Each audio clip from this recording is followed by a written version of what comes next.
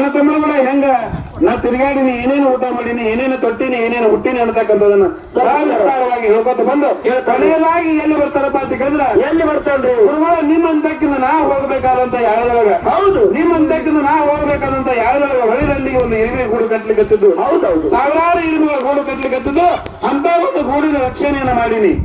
ಹೆಂಗ ರಕ್ಷಣೆ ಮಾಡೀನಿ? ಹೆಂಗ್ರಿ ಸರ್? ಆ ಹೊಳಿ ನೀರಿನ ತೆರೆಗಳು ಬಂದ ಅವ್ರು ಬಡ್ಲಿಕ್ಕತ್ತದು. ಹೌದು, ಆ ಹೊಳಿ ನೀರಿನ ತೆರೆಗಳು ಬಂದ ಬಡಿಯಂತ ಯಾಳದೊಳಗ ಒಂದು ನನ್ನ ಸೆಲ್ಲೆಯನ್ನ ಕಟ್ಟಿ ಆ ನೀರಿನ ತೆರೆ ಬಡಿಬಾರ್ದು ಹಂಗ ಉಪಚಾರವನ್ನ ಮಾಡಿ ನಿಂತೀವಲ್ಲ. ಹೌದು, ಅವಾಗ ಹೇಳಿದ್ರು ಬೇಷ ಮಗನೇ ಅಂತಕ್ಕಂಥ ಮಾತ. ಹೌದೌದು. ಯಾಕೆ ಬೇಷ ಮಗನೇ ಅಂತಕ್ಕಂಥ ಮಾತು ಹೇಳಿದ್ರು? ಯಾಕೆ ಹೇಳಿದ್ರಿ?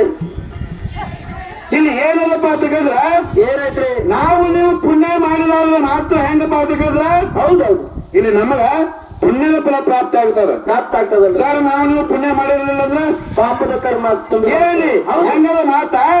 ಇಲ್ಲಿ ಏನಾಗಿತ್ತಪ್ಪ ಅಂತ ಕೇಳಿದ್ರ, ಏನಾಗಿತ್ರಿ? ಈ ಒಂದು ಶಿಷ್ಯನಿಗೆ 8 ದಿನದ ಒಳಗಾಗಿ ಮರಣ ಐತೆ ಅಂತಕ್ಕಂಥದ್ದು ಗುರುಗಳಿಗೆ ಗೊತ್ತಾಗಿತ್ತು. ಹೌದು.